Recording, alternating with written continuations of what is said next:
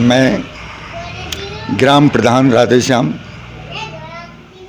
इकबालपुर, सिकंदराऊ, हाथरस। मैं जन सेवा कार्यों में बहुत मेहनत और लगन से कार्य करता हूँ। लगभग सन 80 के दशक से मैं पंचायतों के साथ रहा हूँ और पंचायत के विकास कार्य मैंने नज़दीकी से देखे हैं। सन 2000 में मैं बीडीसी प्रधान था। उसके बाद में 2010 में मेरी पत्नी सोमवती प्रधान थी और 2020 के इलेक्शन में मैं स्वयं प्रधान हूँ।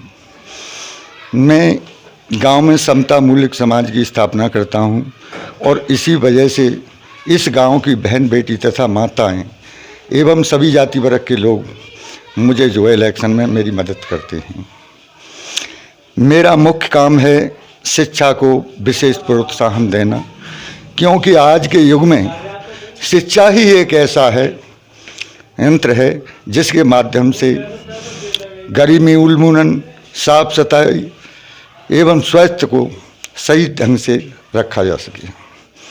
मेरी ग्राम पंचायत में शिक्षा के लिए मैं कई बार प्रयास कर चुका हूँ। जो मेरी प्राइमरी पाठशाला है इकबालपुर, वो काफ़ी पुरानी बनी हुई है और उसमें लेंटर इतना ध्वस्त हो चुका है कि किसी भी समय बच्चे क्षतिग्रस्त हो सकते हैं। मैं माननीय डीएम साहब एवं एसडीएम साहब से कई बार लिखित रूप में तथा मौखिक रूप में मुलाकात कर चुका हूँ।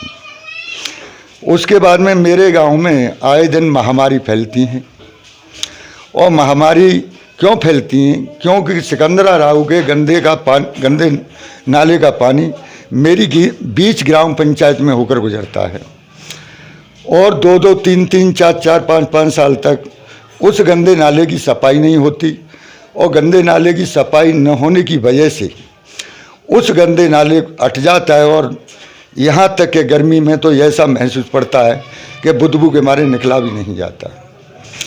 इसके लिए भी मैं जब 2010 में मेरी पत्नी प्रधान थी तो मैं अधिकारियों के माध्यम से इस नाले की सफाई कराई थी।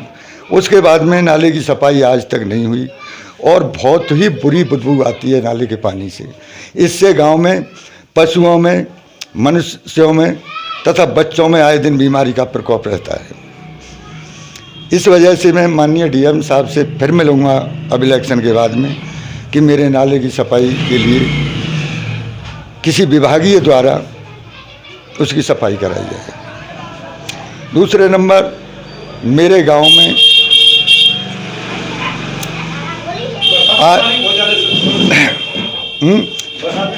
बरसात का पानी निकलने के लिए पहले गांव के अंदर हो गए नाली थी, वो नाली अब गांव की बसावट होने के नाते बिल्कुल बंद हो चुकी हैं और पानी की निकासी के लिए मैंने सन 2010 में जब प्रधान था मेरी पत्नी, उस समय मैंने माननीय एडीओ पंचायत एवं लेखपाल के सहयोग से काफ़ी प्रयास किया, लेकिन कहीं गांव की ऐसी सुरक्षित जगह नहीं है जहां में होकर के पानी मनरेगा के मजदूरों द्वारा खुदाई करके नाले में डाल दिया जाए।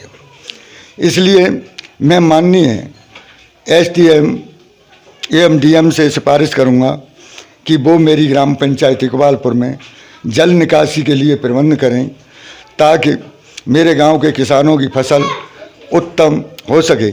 इस वर्ष बारिश होने की वजह से मेरे गांव में लगभग 2000 बीघा जमीन पहले धान की फसल तैयार हुई मारी गई थी, उसके बाद में गेहूं की बुवाई नहीं हो पाई, अब आकर के पानी सूख पाया है। अगर पानी का निकास होता तो हजारियों बीघा ज़मीन जो किसानों की बर्बाद हुई है उससे बच सकती।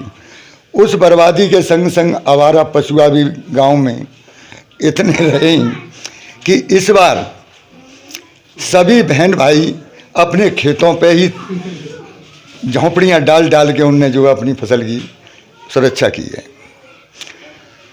अंत में मैं यही कहना चाहूँगा कि मेरी ग्राम पंचायत में कम से कम 100 व्यक्ति ऐसे हैं जिनको अभी तक न तो उनके पास मकान है, न उनके पास ज़मीन है, लेकिन उन्हें राशन नहीं मिल रहा। गांव में रहने वालों को मैं कई बार सप्लाई ऑफिस पहुंच चुका हूं और सप्लाई ऑफिस वालों ने कहा है कि 70% राशन कार्ड बनते हैं, वो प्रधान जी आपके यहाँ बन चुके हैं। मैंने फिर भी डीएम साहब से अनुरोध किया है कि मेरे गांव के राशन कार्डों की सर्वे कराई जाए और जो गरीब हैं, दबे कुचले तबके हैं, जिनका हक सरकार की तरफ से बनता है, उनको जो है वो हक दिलाया जाए और उन गरीबों के राशन कार्ड दिलाए जाएं। आए दिन हमारे सामने सबसे बड़ी शिकायतें आती हैं कि हमारे तो 10 यूनिट थे, अब 4 ही रह गए, अब क्या हमारे 3 ही रह गए। इस समस्या को भी नेट पे देखा जाए और इसके लिए एक सर्वे कराया जाए। और इसके बाद में मैं सब गरीब अमीरों एवं विधवाओं का, विकलांगों का, सब जो पात्र व्यक्ति हैं उनकी एक सर्वे करा करके और उन्हें सरकारी लाभ से दिलाने की पूरी कोशिश करूंगा। एवं शिक्षा के लिए मैं ज़्यादा से ज़्यादा समय दे करके और वो करूंगा। अब ग्राम पंचायत में लगभग सन 70 वर्ष से ग्राम पंचायतें चल रही हैं, लेकिन ग्राम पंचायत इकबालपुर में शमशान की स्थापना नहीं हो पाई और कोई रास्ता ही नहीं है। तब ऊस और बंजर की ज़मीन पड़ी थी। उस समय घर पे ही बैठ करके पूर्व प्रधानों ने उसमें पट्टे कर दिए, इस वजह से वो जगह वहाँ से वंचित रह गई। अब लगभग मेरी ग्राम पंचायत में 124 नंबर में 2.25 बीघा ज़मीन है 1 नंबर और 2.25 बीघा ज़मीन है दूसरा नंबर। अब मैं सरकार से रिक्वेस्ट करूँगा कि 1 नंबर में शमशान बनाया जाए, ताकि जो है उसमें जो हमारे सत्य सनातन धर्म है उसके मुताबिक अंत्येष्टि स्थल बनाया जाए।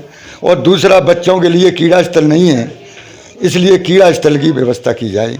दोनों नंबरों को माननीय डीएम साहब, एसडीएम एवं लेखपाल के सहयोग से मैं सुरक्षित करा के जल्दी ही उस पर निर्माण कार्य कराने की कोशिश करूँगा।